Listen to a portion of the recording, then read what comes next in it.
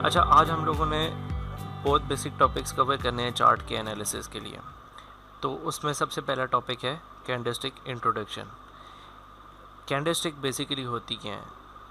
Candlestick बिल्कुल आप उसको एक कैंडल की तरह ले लें, इसको ज़्यादा कॉम्प्लिकेटेड करने की ज़रूरत नहीं है कि ये कोई बहुत मुश्किल चीज़ होती है। उसमें आप देखें कि एक होती हैं बायर की कैंडल, जिसको बुलिश कैंडल भी कहा जाता है, और एक होती हैं सेलर्स कैंडल, जिसको जिसको रेड कैंडल बेसिकली होती है, और वो सेलर्स कैंडल होती है, बियरिश कैंडल। अच्छा, ये जो आपके पास हमेशा ग्रीन कलर की कैंडल आएगी, इसमें हमेशा आपको बायर नज़र आएगा। ठीक है, ये बिल्कुल एक आसान सी टर्म्स हैं ताकि आपको आइंदा कोई मसला ना हो इनको देखने में। इस सबसे पहली बात ये कि ये 1 मिनट की कैंडलस्टिक है। अब 1 मिनट की कैंडलस्टिक है तो ये यहाँ से ओपन हुई है, इसका ओपनिंग पॉइंट नीचे होगा, और जब भी बायर्स होंगे तो वो नीचे से मार्केट को ऊपर लेकर जाएंगे। लेकिन ड्यूरिंग वन मिनट में भी हो सकता है इस पॉइंट से सेलर्स एंटर हों और इधर तक इस कैंडल को ले जाएं, लेकिन यहाँ से फिर बायर्स एंटर हों और इसको वापस इधर ऊपर तक ले जाएं। लेकिन जिस टाइम 1 मिनट एंड हो रहा होगा, यानी कि एक्सपायरेशन टाइम में जिस टाइम 1 मिनट ख़त्म हो रहा होगा, तो कैंडल इस जगह मोस्ट प्रोबेबली अगर क्लोज़ हो जाए तो फिर आप इसको कह सकते हैं ये जो रिजेक्शन है ये एक हाईएस्ट पॉइंट है, और इस रिजेक्शन को आप विक कहते हैं, विक। ठीक है, इस रिजेक्शन को विक कहा जाता है। ये रिजेक्शन क्यों आती है?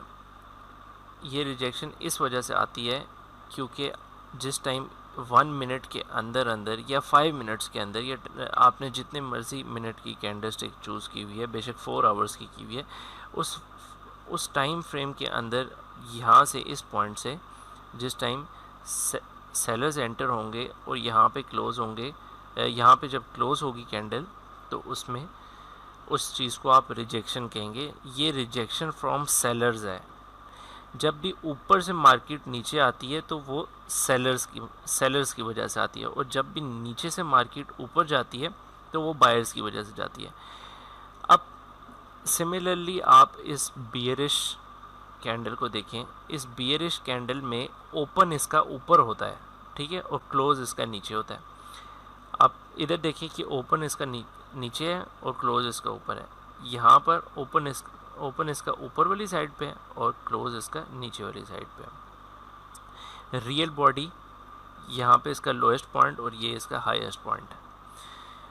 तो ये जो है ये बहुत सिंपल सा एक कॉन्सेप्ट है जिसको आपने हमेशा ज़हन में रख के चलना है। अब सवाल ये पैदा होता है कि कैंडलस्टिक हमेशा इस तरह की तो नहीं होती। कैंडलस्टिक वाकई हमेशा इस तरह की नहीं होती। कैंडलस्टिक्स बहुत टाइप्स की हो सकती हैं। कैंडलस्टिक एक ऐसी भी हो सकती है, आपके पास ऐसी भी कैंडलस्टिक हो सकती है, और इस कैंडलस्टिक को कहेंगे एक हैमर टाइप कैंडल या फिर हैंगिंग मैन। लेकिन ये चीज़ें हम लोग अभी कवर नहीं करेंगे, ये बेसिक्स में नहीं आती हैं, ये आगे चलेंगे तो उसमें हम लोग इस चीज़ को कवर करेंगे। ठीक है, ये इस तरह की हो सकती हैं। ग्रीन में भी इस तरह की, ग्रीन में चले आप कह लें कि हो सकता है कि ये ऐसी भी हो जाए।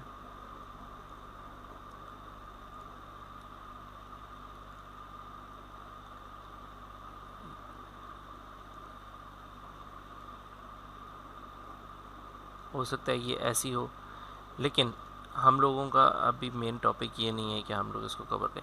अच्छा, इसमें आप देखें कि कोई लोएस्ट वो नहीं है। ये कैंडल इसी जगह से ओपन हुई, यहाँ पे ये इसका ओपनिंग पॉइंट है और ये इसका क्लोजिंग पॉइंट है और ये इसका हाईएस्ट पॉइंट है। इस कैंडल में कोई लोएस्ट पॉइंट नहीं है।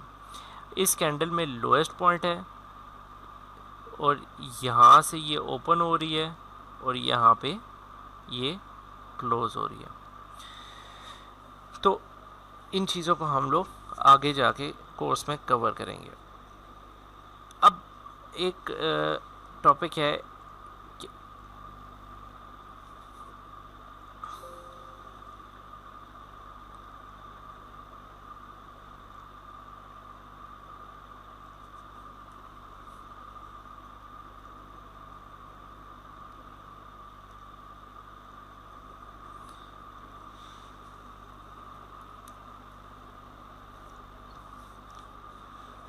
सॉरी एनीवेज, अब हम लोगों ने नेक्स्ट टॉपिक को कवर करना है और नेक्स्ट टॉपिक है सपोर्ट और रेजिस्टेंस। सपोर्ट, जब भी आपके दिमाग में वर्ड आए तो उसको आपने क्या चीज़ समझनी है कि ऐसा पॉइंट जो आपको किसी भी चीज़ को नीचे आने से रोके, ठीक है, नीचे आने से रोके और वो एक सपोर्ट दे। या आप रियल लाइफ की एग्जांपल भी कोई ले सकते हैं इसके अंदर कि सपोर्ट क्या होती है बेसिकली। तो सपोर्ट वो एरिया है जहाँ से मार्केट नीचे नहीं जाएगी बल्कि रिवर्स होगी, यानी ऊपर जाएगी। तो जब भी आपके जहन में एक सवाल आए कि नीचे से मार्केट ऊपर जाएगी तो उस टाइम बायर्स एंटर होते हैं, ठीक है। तो यानी कि ये बहुत सिंपल सा कॉन्सेप्ट है कि आपने अपने जहन में रखना है कि सपोर्ट एरिया जो होगा उधर से बायर्स एंटर होंगे और जो रेजिस्टेंस एरिया होगा उधर से हमेशा सेलर्स एंटर होंगे। यानी कि इसको हम रेड कर लेते हैं ताकि कन्फ्यूजन दूर हो जाए कि ये क्या है बेसिकली। अब ये रेजिस्टेंस है, इसको हम लोग लिख लेते हैं, रेजिस्टेंस, और नीचे सपोर्ट एरिया से बायर्स एंटर होते हैं, जबकि रेजिस्टेंस एरिया से हमेशा सेलर्स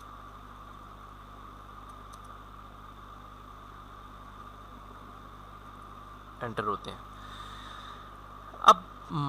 अब मैं आपको एक लाइन चार्ट में शो कराऊंगा कि मार्केट अगर नीचे से यहाँ से ऊपर जा रही है तो ये बायर्स इस मार्केट को ऊपर लेके जा रहे हैं, लेकिन ज़रूरी नहीं है कि यहाँ से मार्केट यूँ ऊपर ही जाती रहे, बिल्कुल सीधा ऊपर ही जाती रहे। इस पॉइंट से हो सकता है कि सेलर्स एंटर हों और यहाँ तक मार्केट को ले आएँ। ये लाइन चार्ट को मैं आपको शो करा रहा हूँ ताकि आसानी रहे। अब अगर यहाँ से फिर दोबारा बायर्स इसको ऊपर लेकर जाते हैं तो ये क्या होगा, ये पॉइंट भी एज अ सपोर्ट आप इसको कंसिडर कर सकते हैं, ठीक है। यानी नेक्स्ट आने वाले चार्ट में भी हो सकता है यहाँ से बायर्स एंटर हों। ये थोड़ी सी टर्म आपको में भी मुश्किल लगे, लेकिन ये आपको रियल चार्ट के ऊपर समझ आ जाएगी। मैं आपको एक्सप्लेन कर दूंगा।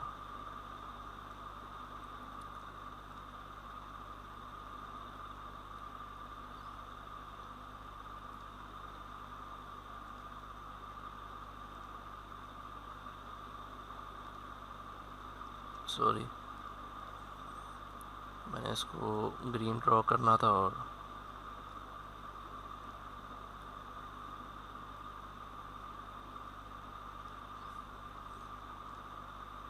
ये अब हमारा एक लाइन चार्ट कंप्लीट हो गया। अच्छा, जिस तरीके से ये यहाँ पे हम लोगों ने इसको कहा है कि ये सपोर्ट थी, इसी तरीके से ये यहाँ पे भी सपोर्ट है, ठीक है। इसी तरीके से ये यहाँ पे भी सपोर्ट है और इसी की सेम ऑपोजिट डायरेक्शन को देखी जाए तो ये यहाँ पे क्या है, जब भी हम लोगों ने बात करनी है सेलर्स की तो हमारे जहन में आ जाना चाहिए कि रेजिस्टेंस एरिया, ठीक है। वो रेजिस्टेंस एरिया आपको फाइंड करने के भी तरीका समझ आ जाए कि अभी मैं आपको समझा दूँगा। लेकिन फ़िलहाल आपके जहन में सपोर्ट और रेजिस्टेंस ये दो कॉन्सेप्ट क्लियर हो जाने चाहिए। ये रेड लाइंस बनाई ही इसीलिए गई हैं कि आप लोगों को एक बात क्लियर हो जाए कि कौन सा area as a resistance consider किया जाता है और कौन सा area as a support consider किया जाता है। अब ये वाला टॉपिक हमारा कवर हो चुका है। नेक्स्ट हमारा पॉइंट आता है कि सेलर्स और बायर्स के एंट्री पॉइंट्स क्या होते हैं। तो एंट्री पॉइंट्स भी बिल्कुल सेम होते हैं, जैसे कि ये आपने देखा है कि यहाँ से अगर बायर्स एंटर हुए थे तो ये एक सपोर्ट एरिया थी, और आगे आगे जिस टाइम यहाँ पर ये भी पहले रेजिस्टेंस था, ये भी पहले रेजिस्टेंस था, पर जब ये ब्रेक हो गया और यहाँ पे वापस मार्केट आई, अगर ये मार्केट यहाँ से नीचे चली जाती ना तो ये एज अ सपोर्ट कंसिडर नहीं होनी थी, ठीक है। लेकिन यहाँ से मार्केट ऊपर जा रही है, दैट मीन्स कि ये अब सपोर्ट लेवल है, ठीक है। तो अब 3 तरह की मार्केट्स होती हैं, ठीक है। उन 3 तरह की मार्केट्स में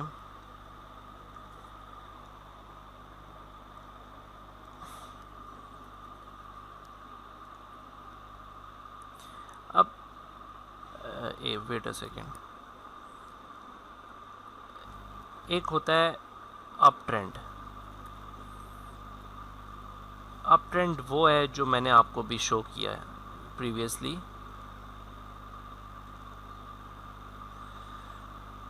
वेट अ सेकेंड,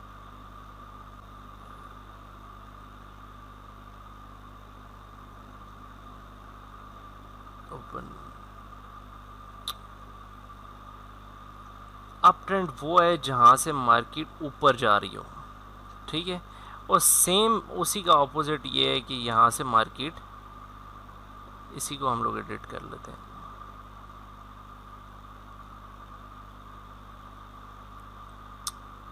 ओहो,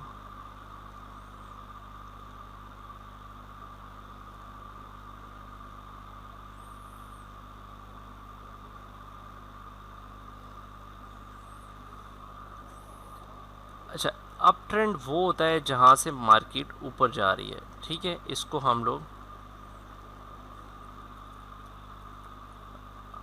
अप ट्रेंड कहेंगे, ठीक है। और हम लोग इसमें एक सेपरेशन लाइन मार्क कर लेते हैं डाउन ट्रेंड के लिए,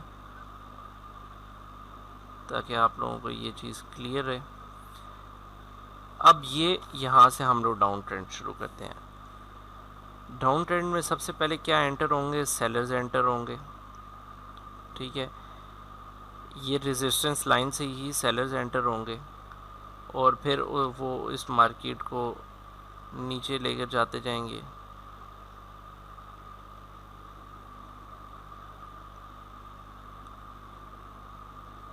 मज़ीद यहाँ से बायर्स ऊपर ले गए मार्केट को, ठीक है। और उसके बाद यहाँ से फिर सेलर्स एंटर हुए,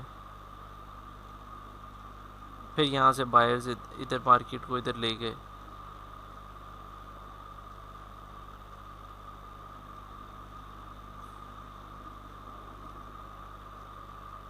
फिर यहाँ से इस तरह मार्केट नीचे आती है। तो बताने का मकसद ये है कि डाउन ट्रेंड में आपको हमेशा सेलर्स नज़र आएंगे ज़्यादा, ठीक है, क्योंकि इन्होंने इसको नीचे लेके आना है। एनीवेज, इसमें भी इसी तरीके से सपोर्ट और रेजिस्टेंस लाइंस होती हैं, जैसे उसमें ड्रॉ की गई हैं इसी तरीके से इसी में होती हैं। तो आपको सपोर्ट और रेजिस्टेंस का कॉन्सेप्ट समझ आ गया है। इसका ये मतलब है कि ये वाली रेजिस्टेंस लाइन है, ठीक है, और यहाँ पे ये सपोर्ट लाइन है। इसको हम लोग ग्रीन कर देते हैं ताकि समझ आ जाए। यहाँ पे फिर ये यहाँ से ब्रेक हो चुकी है और यहाँ पे आकर ये दोबारा से ये क्या है, ये as a resistance line work कर रही है और ये as a support line work कर रही है। यहाँ पे ये support line as a support line work कर रही है। तो भी मैं इस टॉपिक को बहुत ज़्यादा इस टॉपिक पे टाइम नहीं लगाऊंगा, क्योंकि जो अप ट्रेंड है उसी का ऑपोजिट डाउन ट्रेंड होता है। तो ये चीज़ क्लियर हो जानी चाहिए। अच्छा, अब हमारे जहन में अप ट्रेंड और डाउन ट्रेंड क्लियर हो चुका है। अब जो तीसरी मार्केट होती है जिसको हम लोग कहते हैं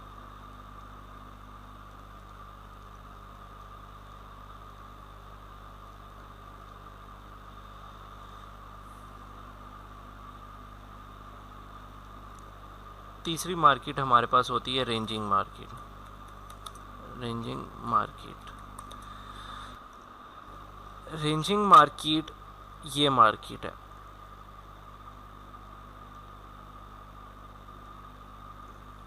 इसमें भी रेजिस्टेंस लाइन वही रहेगी और सपोर्ट लाइन वही है, ठीक है। लेकिन रेंजिंग मार्केट में ये है कि यहाँ से बायर्स इधर गए और उसके बाद चले थोड़े से सेलर्स यहाँ पे एंटर होते हैं, मे बी सेलर्स एंटर हुए हैं, इतने स्ट्रांग नहीं थे, यहाँ पे चले गए, वहाँ पे ऊपर था। बिल्कुल इसी पॉइंट से दोबारा से सेलर्स एंटर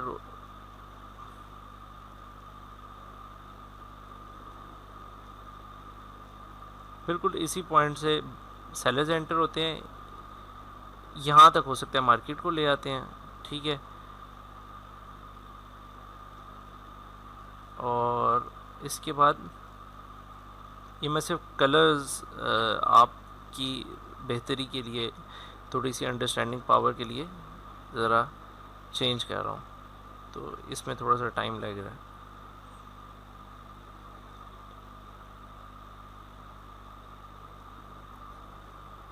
अब यहाँ से बायर्स थोड़े से एंटर हुए, क्यों? क्योंकि यहाँ हमेशा नीचे से बायर्स एंटर होते हैं और फिर यहाँ पे सेलर्स इसको नीचे ले आए। दोबारा यहाँ से यही प्रोसेस हुआ, यहाँ पे गए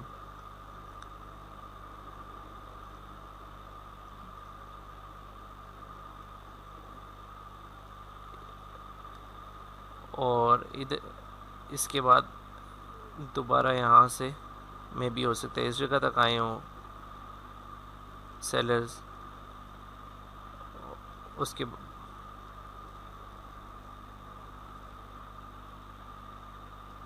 बाद यहाँ पे बायर्स मार्केट को ले जाते हैं।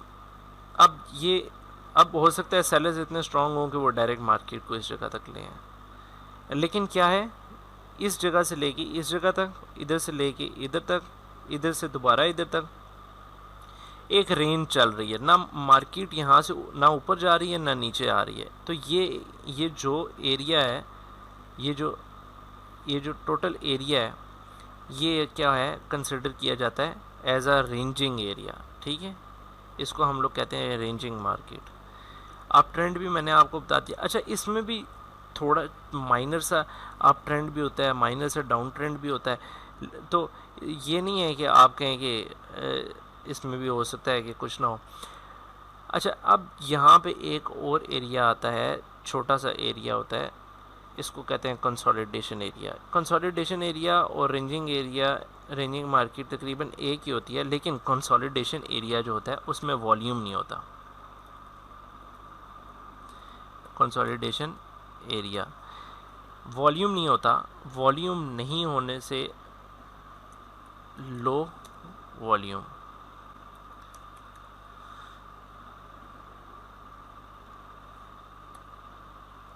अच्छा लो वॉल्यूम मार्केट होती है। इससे क्या मुराद है कि यहाँ से अगर बायर्स एंटर होंगे तो इस जगह पे जाएंगे, एक ही कैंडल होगी या दो कैंडल होंगी ज़्यादा से ज़्यादा, हो सकता है यहाँ से डायरेक्ट सेलर नीचे आ जाए, ठीक है। ये बहुत एक रिस्की एरिया है, इस तरह की मार्केट में ट्रेड नहीं लेनी चाहिए। क्यों? क्योंकि जब आप इस जगह, इस पॉइंट तक मार्केट हिट करेगी तो इस जगह से क्या होना है, सेलर्स ने एंटर होना है। तो जब बायर्स के एरिया में, बायर्स की कैंडल में सेलर्स एंटर होते हैं तो वो क्या होता है कि वो नीचे आ जाती है। तो अगर आपने, हो सकता है अगर आपकी लेट एंट्री हो और आपकी इस जगह पे एंट्री हो, तो ये जो पिछली कैंडल है ये इससे नीचे क्लोज हो जाए। इस तरह की मार्केट के अंदर आप लोगों को ट्रेड लेने की कोई ज़रूरत नहीं। हो सकता है ये यहाँ से नीचे चली जाए, हो सकता है ये यहाँ ऊपर क्लोज हो जाए। तो ये जो कंसोलिडेशन एरिया है, जो इसको लो वॉल्यूम एरिया कहा जाता है, इस तरह की मार्केट में आपने ट्रेडिंग नहीं करनी है। ये जस्ट एज अ कॉन्सेप्ट आप अपने जहन में रखें, क्योंकि बीइंग अ बिगिनर इस तरह की मार्केट में ट्रेड करना अच्छा नहीं है। ठीक है, अब सवाल ये पैदा होता है कि ये जो रेंजिंग मार्केट है ये भी कभी अप ट्रेंड और डाउन ट्रेंड में कन्वर्ट हो जाएगी। तो यहाँ से हो सकता है ये ऊपर चली जाए, जिस तरीके से सेलर्स इसको नीचे लेके आए थे इसी तरीके से बायर्स इसको स्ट्रांगली ऊपर ले जाएं। अब कितनी दफ़ा ये सपोर्ट और रेजिस्टेंस को हिट कर चुकी, 1 2 3। अब इसके बाद कुछ भी हो सकता है, इसके बाद ये ऊपर भी जा सकती है, हो सकता है ये यहाँ पे क्लोज हो जाए। ठीक है, इधर से सेलर्स इसको इतना स्ट्रांगली नीचे लेकर आए कि ये इस लेवल को, यानी ये जो हमारा सपोर्ट लेवल था, इसको रिस्पेक्ट ना करे और ये नीचे चली जाए। ठीक है, तो यहाँ से इस पॉइंट को, ये जो दरमियान में ये जो इंटरसेक्शन पॉइंट आप इसको कह सकते हैं, ये क्या है, ब्रेकआउट। ठीक है, ये जहाँ से सपोर्ट लेवल या रेजिस्टेंस लेवल ब्रेक हो जाती है उसको कहते हैं ब्रेकआउट। आप इधर भी यही एग्जांपल ले सकते हैं कि ये हमारी रेजिस्टेंस लाइन थी और ये हमारी सॉरी, ये थोड़ा सा, वैसे इसको थोड़ा सा जो है इसको चलें हम लोग यहाँ से ये इसको सपोर्ट और रेजिस्टेंस लाइन कंसिडर कर लेते हैं।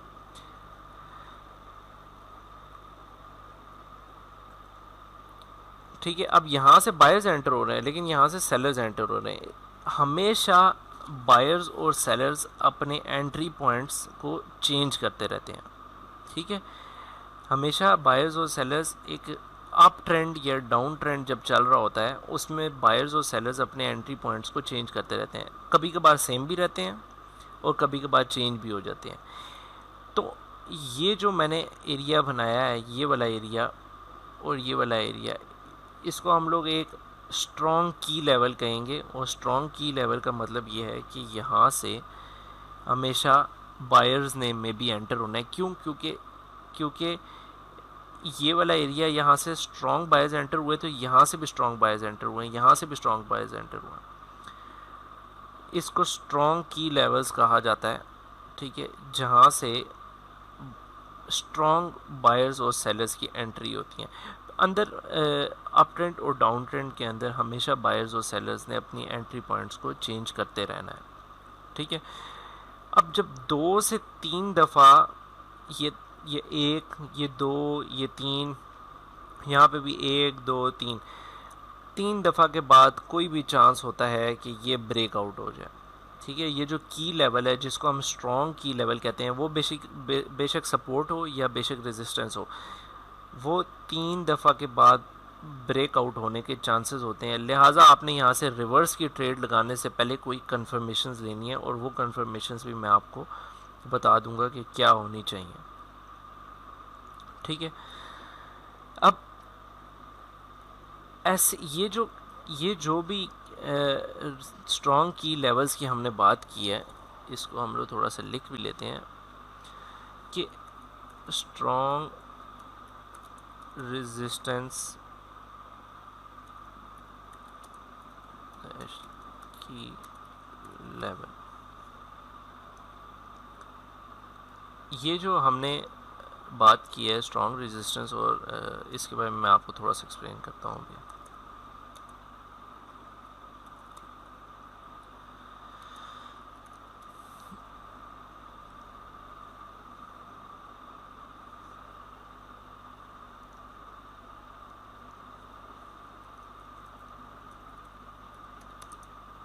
स्ट्रॉन्ग सपोर्ट की लेवल, अच्छा, ये वो एरियाज़ हैं जो 80% of the time market respect करती है, यानी कि यहाँ पे भी यहाँ से भी बायर्स ही एंटर हुए हैं, यहाँ से भी बायर्स ही एंटर हुए हैं, यहाँ से भी बायर्स ही हुए हैं।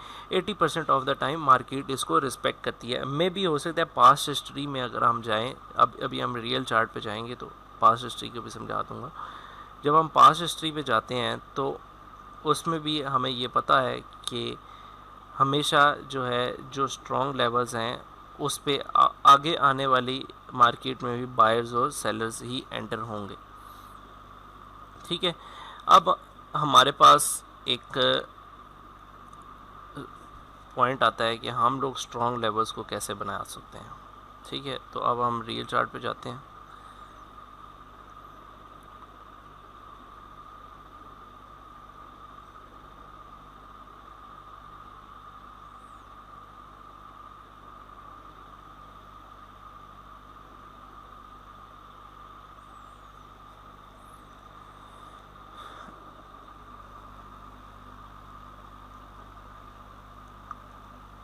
अच्छा देखें, ये वो एरिया है जिधर से मार्केट नीचे आ रही है, यानी अगर हम लोग इसको थोड़ा सा और ठीक है, ये वो एरिया है जहाँ से मार्केट नीचे आ रही है। तो ये हम ऑलरेडी मैं आपको एक्सप्लेन कर चुका हूँ कि इस एरिया को हम लोग कहेंगे रेजिस्टेंस एरिया। ठीक है, इस एरिया को हम लोग रेजिस्टेंस एरिया कहेंगे। और देखेंगे नेक्स्ट टाइम भी सेलर्स यहीं से एंटर हुए हैं, उसके बाद यहाँ से भी करीब करीब उसी के, मतलब उसको टच नहीं किया लेकिन उसी के करीब करीब सेलर्स एंटर हुए हैं। हम लोग इस वाली लाइन को ये वाली लाइन है, इसको हम लोग थोड़ा सा नीचे ड्रॉ कर सकते हैं। तो हम, क्योंकि ये यहाँ पे इस इधर से भी हमें देखना है इसको, तो यहाँ से भी सेलर्स एंटर हुए हैं। ठीक है, यहाँ से भी तकरीबन उधर से ही सेलर्स एंटर हो रहे हैं, बहुत कम गैप है। तो ये मैं आपको बहुत बेसिक तरीके से एक्सप्लेन कर रहा हूँ, बहुत आसान टर्म्स में, ताकि कोई चीज़ मुश्किल ना लगे। ठीक है, तो ये 3 दफ़ा मैंने आपको बताया था कि तकरीबन 3 दफ़ा के बाद मार्केट जो है रिस्पेक्ट नहीं करती। एनीवेज उस चीज़ को छोड़ें। अब ये एक एरिया है जिसको हम लोग क्या कहते हैं, सपोर्ट लेवल। यहाँ से बायर्स एंटर हुए हैं, यहाँ तक लेके गए हैं, यहाँ से ये लो वॉल्यूम हो गया, यानी कि यहाँ पे मार्केट में सेलर्स जो थे वो एंटर ज़रूर हुए थे, लेकिन बायर्स एंटर हुए और वो एक एज आ डोजी कैंडल क्लोज हो चुकी है। ठीक है, अब देखें यहाँ से ये ब्रेकआउट हुआ है, नेक्स्ट बायर्स यहाँ से एंटर हो गए, नेक्स्ट बायर्स यहाँ से एंटर हो गए। ठीक है, अब यहाँ से फिर देखें ब्रेकआउट हो चुका है इस लेवल का, सिर्फ इस लेवल की बात हो रही है। ये भी जो लेवल, ये भी जो एरियाज़ हैं, ये भी यहाँ पे अगर हम लोग जाएँ पास्ट हिस्ट्री में कहीं पे भी जाकर मार्क करें तो ये जो ऊपर वाले लेवल्स आए हैं ये भी लेवल्स मिल जाएंगे हमें। अच्छा, ये जो बीच में आपको ओरिजिनल लाइंस शो हो रही हैं, ये जो बॉक्सेस शो हो रहे हैं, इसमें ये जो लाइन है ना, इसको हम लोग कहते हैं राउंड नंबर। ये राउंड नंबर क्यों कहते हैं, क्योंकि ये देखें कि ये एंड हो रहा है 500 के साथ, 107.500। इसका राउंड नंबर जो होते हैं वो भी एज आ सपोर्ट और रेजिस्टेंस के तौर पे ही काम करते हैं। ठीक है, तो हम लोगों ने जो स्ट्रॉन्ग लेवल्स को आइडेंटिफाई करना है वो हम लोगों ने यहाँ पे पास्ट हिस्ट्री में कोई भी, ये अब देख लें कि यहाँ पे अगर हम लोग इसको मार्क करते हैं, इस एरिया को मार्क करते हैं, ऊपर वाली सारी लाइंस को हम लोग डिलीट करते हैं,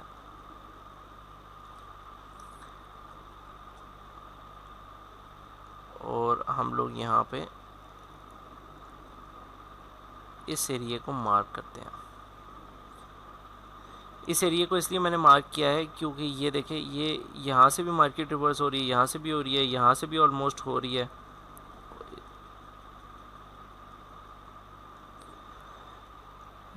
यहाँ से भी हो रही है। तो हम लोग देखेंगे कि ये पास्ट हिस्ट्री में यहाँ पे भी देखें कि इसके करीब करीब ही हुआ है, ये फेक ब्रेकआउट टाइप हुआ है और उसके बाद फिर मार्केट नीचे चली गई है। अगर हम लोग थोड़ा सा पीछे जाएंगे पास्ट हिस्ट्री में, यहाँ पे भी देखें कि मार्केट इसको रिस्पेक्ट कर रही है, तो ये as a strong resistance level consider होगा, ये स्ट्रॉन्ग रेजिस्टेंस और की लेवल। ठीक है, यहाँ पे चले मार्केट थोड़ा सा इसको रिस्पेक्ट नहीं कर रही, लेकिन एनीवेज मार्केट ऐसा लेवल जिसको market most of the time respect कर रही होगी उसको हम लोग एज अ स्ट्रॉन्ग रेजिस्टेंस और की लेवल कंसिडर करेंगे। ठीक है, अच्छा अब हमारे पास एक और चॉइस भी है स्ट्रॉन्ग रेजिस्टेंस और की लेवल को आइडेंटिफाई करने की, वो होती है by using the Fibonacci tool. हम लोग फिबोनाची टूल को यूज़ करके स्ट्रॉन्ग रेजिस्टेंस और की लेवल को निकाल सकते हैं।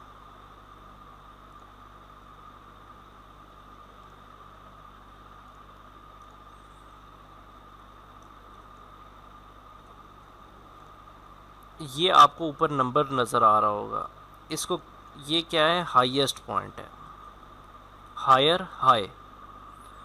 ठीक है, फिबोनाची टूल यहाँ से हमने लिया और ये हायर हाई से हम लोगों ने इसको चूज़ किया और हम लोग यहाँ पे इस पॉइंट तक हम लोग इसको ले आए। इस वजह से सॉरी, इसको लोअर लो तक लेके आते हैं। क्या हो गया है,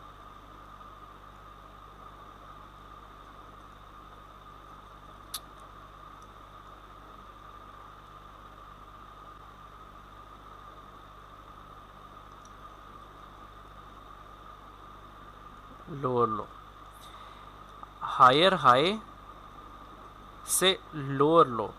हमेशा जब भी आपने फिबोनाची टूल को डाउन ट्रेंड के लिए यूज़ करना है, या इसको नोट भी कर लें, जब भी हमने फिबोनाची टूल को स्ट्रॉन्ग रेजिस्टेंस और की लेवल को आइडेंटिफाई करने के लिए डाउन ट्रेंड में यूज़ करना है, तो हम लोगों ने हायर हाई से लोअर लो पे इसको प्लॉट करना है। अब सवाल ये पैदा होता है कि फिबोनाची टूल को हम लोग कैसे यूज़ करेंगे as a to find strong resistance और सपोर्ट लेवल। अच्छा, ये जो आपको 61.8 लेवल नज़र आ रहा है, अगर हम लोग इसके ऊपर एक हॉरिजॉन्टल लाइन यहाँ पे बनाएं इस जगह पे, ठीक है, तो आप देखें कि इस लेवल से यहाँ पे बायर्स एंटर हुए हैं, थोड़ा सा मार्केट को ऊपर लेके गए हैं और फिर यहाँ से मार्केट थोड़ा थोड़ा ऊपर जाने लग गई। इधर भी ये मैं बहुत आसान टर्म्स में समझा रहा हूँ ताकि किसी को इशू होता है कि यार ये टर्म्स हमें समझ नहीं आ रही, इस वजह से मैं बहुत बेसिक वर्ड्स यूज़ कर रहा हूँ। तो यहाँ से देखें, ये हम लोग आइडेंटिफाई अगर इस लेवल को, ये 61.8 लेवल को कंसिडर कर रहे हैं, तो ये यहाँ पे रिस्पेक्ट हो रहा है। बहुत ज़्यादा पास्ट हिस्ट्री में जाने की ज़रूरत नहीं है क्योंकि हम लोगों ने करंट वॉल्यूम को भी एनालाइज करना होता है, तो बहुत ज़्यादा पास्ट हिस्ट्री में मैं नहीं जाता। बहुत सारे ट्रेडर्स बहुत ज़्यादा पास्ट हिस्ट्री में जाते हैं, मैं करंट वॉल्यूम पे ज़रा ज़्यादा फोकस करता हूँ और ये चीज़ भी मैं आने वाली वीडियोस में एक्सप्लेन करता रहूँगा। अच्छा, अब अगर इसी का हम लोग देखें ऑपोजिट, तो बहुत सारे लोगों के जहन में ये भी सवाल होगा कि अगर हम लोगों ने अप ट्रेंड के लिए देखना हो, फिबोनाची टूल को यूज़ करना हो, तो ये लोअर लो है और ये हायर हाई है। ठीक है, इस चीज़ को आपने अपने जहन में रखना है। इस लोअर लो से आप लोग यहाँ पे इस हायर हाई तक प्लॉट करेंगे तो ये आपके पास आ जाएगा फॉर अप ट्रेंड, यानी कि मज़ीद आने वाली मार्केट के लिए अप ट्रेंड अगर आपने कंसिडर करना हो फिबोनाची टूल के साथ तो आप ये कर सकते हैं। अच्छा, ये जो लोअर लो था ये तो चले एक लेवल था ही था ना, यहाँ से तो मार्केट रिवर्स हो गई थी। अब ये फिर 61.8 लेवल को ये हम लोग कंसिडर करते हैं, बाकी लेवल्स भी कंसिडर कर सकते हैं। अब अभी देखें कि ये वही वाला हम लोगों ने ऑपोजिट किया है, तो ये इस जगह पे लेवल आ गया। इधर ऊपर भी 23.6 पे यहाँ पे भी एक लेवल आ रहा है जहाँ से बायर्स और सेलर्स की एंट्री हो रही है। ठीक है, इसी 61.8 लेवल को यहाँ पे अगर हम लोग प्लॉट करें तो यहाँ पे भी लेवल आ रहा है। ठीक है, ये जो ज़ीरो लेवल है ये तो चले हाईएस्ट पॉइंट है ही मार्केट का। अब हम लोग इसमें से फिबोनाची टूल को रिमूव कर देते हैं। इसे क्या हुआ है, ओहो, अच्छा एक लाइन हम लोगों ने यहाँ पर ड्रॉ की थी जो रिमूव हो चुकी है। एनीवेज ये अब हम लोगों ने दोबारा ड्रॉ कर लिया। अच्छा, अब हम लोग इस लाइन की स्ट्रॉन्गनेस को चेक करने के लिए थोड़ा सा पास्ट हिस्ट्री पे मूव कर जाते हैं। ठीक है, यहाँ पे भी ये देखें रिस्पेक्ट हो रहा है, यहाँ पे ये अब एज अ रेजिस्टेंस काम कर रहा है क्योंकि ये ब्रेकआउट हो चुका है। ठीक है, यहाँ पे ये एज अ सपोर्ट काम कर रहा था, यहाँ पे भी एज अ रेजिस्टेंस काम कर रहा है। ठीक है, अगर हम लोग थोड़ा सा इस वाली लाइन को ऊपर प्लॉट करते हैं, थोड़ी सी हम लोग एडजस्ट कर लेते हैं, तो ये देखिए ये यहाँ पे एज अ सपोर्ट काम कर रहा है, यहाँ से एज अ रेजिस्टेंस काम करता रहा है। ठीक है, यहाँ पे भी तकरीबन सेम है। डबल लाइन ड्रॉ कर लेते हैं। ठीक है, तो ऐसे लेवल्स जो most of the time market respect करती है उनको हम लोग as a strong levels consider करते हैं, और उन स्ट्रॉन्ग लेवल्स का मतलब ये है कि वहाँ से मार्केट रिवर्स हो सकती है। रिवर्स होने से मुराद ये है कि अगर ये यहाँ से एज अ डाउन आप नीचे आ रहा है, ये देखें ये हायर हाई है, लोअर लो है। ठीक है, यहाँ से अगर हम लोग दोबारा से फिबोनाची टूल यूज़ करें, हायर हाई लोअर लो, तो इसमें हमें बहुत से ऐसे पॉइंट्स मिलेंगे। ये देखें ये अब एक पॉइंट हमें मिल गया जहाँ से मार्केट रिवर्स हो, तो हम फिबोनाची टूल को भी यूज़ करते हुए ट्रेडिंग कर सकते हैं। अब यहाँ से हमें ये पता है कि यहाँ एक मिनट, ये जो बीच में लाइंस बाकी की शो हो रही है ना, इनको डिलीट कर लेते हैं। अब ये फिबोनाची टूल भी हमें ये शो कर रहा है कि मार्केट अगर यहाँ से नीचे आ रही है तो यहाँ से बायर्स के एंटर होने के चांसेस हैं, और फिर यहाँ से सेलर्स एंटर हो रहे हैं। ठीक है, तो ये एक बहुत यूज़फुल टूल है। और फिर थोड़ा सा इसको बेहतर कर लेते हैं यहाँ पे, और बिल्कुल हम लोगों ने ना इसके साथ रखना है। तो यहाँ से फिर देखें ये बायर्स एंटर हुए हैं, यहाँ पे वीक हो चुके हैं। क्यों? क्योंकि ये सेलर्स की एंट्री बहुत स्ट्रॉन्ग थी, तो यहाँ पे बायर्स एंटर हुए ज़रूर, यहाँ पे बहुत वीक थे, यहाँ पे सेलर्स बहुत वीक हो चुके, और यहाँ से फिर बायर्स मार्केट को ऊपर ले गए। ठीक है, अब यहाँ तक सेलर्स आए हैं, लेकिन यहाँ पे ये देखें, ये हम इसकी विक के साथ एक लाइन ड्रॉ कर लेते हैं यहाँ पे, तो यहाँ से अब फिर बायर्स ऊपर ले गए मार्केट को। तो हम लोगों ने ना ये चार्ट को एनालाइज करके, बेसिकली ये मेरी वीडियो से तो आपको कॉन्सेप्ट आ जाएगा। ठीक है, इंशाल्लाह आपको कॉन्सेप्ट इस चीज़ से क्लियर हो जाएगा, लेकिन हर चीज़ को एनालाइज करना और उसके ऊपर ग्रिप बनाना सिर्फ प्रैक्टिस से आता है। तो अभी ये जब भी वीडियो आप लोग देखें तो इसके बाद आप लोगों ने ना इस सारे कॉन्सेप्ट को समझने के बाद इसको आपने चार्ट पे इम्प्लीमेंट करना है। आप स्ट्रॉन्ग लेवल्स को कंसिडर करें कि किस तरीके से स्ट्रॉन्ग लेवल्स आप प्लॉट कर सकते हैं, फिबोनाची टूल भी यूज़ कर सकते हैं। अब यहाँ पे अगर हम लोग देखें कि थोड़ा सा ऊपर यहाँ पे हम लोग लेवल बना लेते हैं, बिल्कुल 100% नहीं कि ये 61.8 लेवल है तो इसी जगह पे हम लोग लाइन बना लें, नहीं, थोड़ी सी ऊपर भी बन सकती है, थोड़ी सी नीचे भी बन सकती है, लेकिन इसके करीब करीब आपको हमेशा कोई ना कोई रिवर्सल पॉइंट मिल जाएगा। ये जो ऊपर ये शो हो रहा है ये है हमारे पास राउंड नंबर, इसकी एंड पे आप देखें कि ये है 1.13 तो ये भी एज अ सपोर्ट और रेजिस्टेंस लेवल काम करता है। अगर हम लोग इसी के ऊपर दूसरी लाइन बना लेते हैं तो आप देखेंगे कि ये कहीं ना कहीं मार्केट, ये देखें, ये मार्केट यहाँ से रिवर्स हो रही है, ठीक है। तो हम लोग इसको भी as a reversal point consider कर सकते हैं। ये काफ़ी 70% ऑफ द टाइम मार्केट जो है राउंड नंबर को भी रिस्पेक्ट करती है। अब सवाल ये पैदा होता है कि मैंने 3 चीज़ें एक्सप्लेन की थी, एक थी अप ट्रेंड, एक थी डाउन ट्रेंड और एक थी रेंजिंग मार्केट, ठीक है। हमारे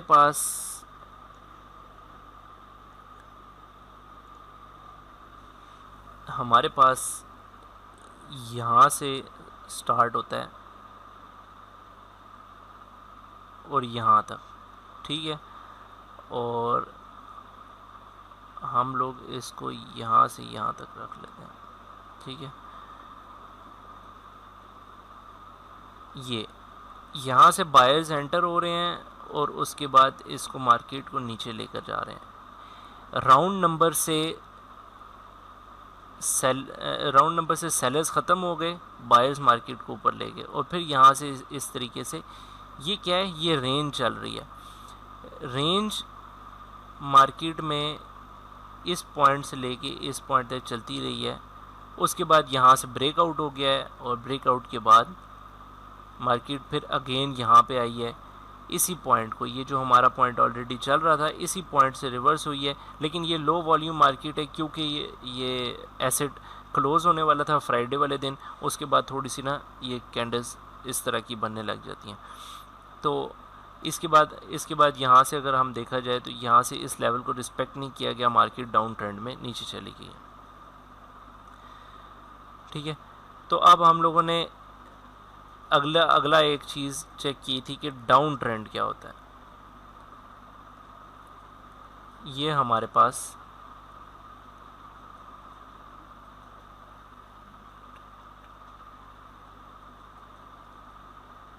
ये फुल एरिया जो है हमारे पास डाउन ट्रेंड है, ठीक है। ये एरिया हमारे पास डाउन ट्रेंड है। इसमें देखें आप, पहले जो है यहाँ से बायर्स एंटर हो रहे थे, अब इस जगह से स्ट्रांगली नीचे चली गई है मार्केट, ब्रेकआउट हुआ है, इधर से मार्केट स्ट्रांग नीचे जा चुकी है, ठीक है। अब ये राउंड नंबर है, राउंड नंबर के करीब करीब यहाँ से सेलर्स अगेन एंटर हो चुके हैं, ठीक है। ये मार्केट का एक अगेन रिवर्सल पॉइंट है। अप ट्रेंड कहाँ पे है, अप ट्रेंड यहाँ पे है, यहाँ तक आई मार्केट, ठीक है। उसके बाद मार्केट रिवर्स हो गई। अब मैंने आपको बताया था एक चीज़ कि बायर्स और सेलर्स अपनी एंट्री पॉइंट्स अप ट्रेंड और डाउन ट्रेंड में चेंज करते रहते हैं हमेशा। पहले इस जगह से सेलर्स एंटर हो रहे थे, अब तकरीबन यहाँ से बायर्स एंटर हो रहे हैं, ठीक है। फिर यहाँ से ऐसे मतलब अप ट्रेंड चल रहा है तो इधर से फिर सेलर्स एंटर हुए, यहाँ से फिर बायर्स एंटर हो गए, ठीक है। ये क्या है, ये पहले तो लेवल था ना, यहाँ पे आप इसको यहाँ से मार्क कर सकते हैं। तो आपको पता है कि ये यहाँ से जब ब्रेकआउट हो जाएगा तो अगेन मार्केट यहाँ से ऊपर जा सकती है। फिर यहाँ पे आई मार्केट, तो यहाँ पे ये लेवल है, इधर से मार्केट नीचे आए, ये ब्रेकआउट हुआ, यहाँ तक मार्केट आई, यहाँ से ऊपर चली।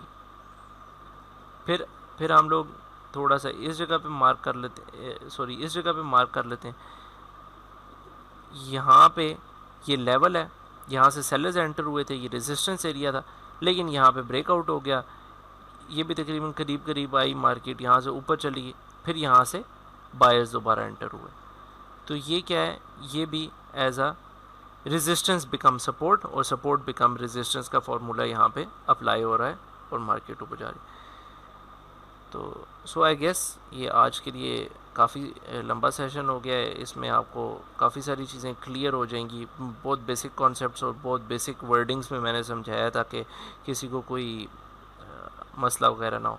एनीवेज आप इसको लेक्चर को सुने, इसको समझें, नहीं समझ आता अगेन सुने और साथ में नोट्स बनाएं ताकि ताकि आपको अगर दोबारा वीडियो देखने की ज़रूरत ना पड़े और आपको चीज़ों की समझ आती रहे। सो अपना ख्याल रखिएगा सब। अल्लाह हाफ़िज़।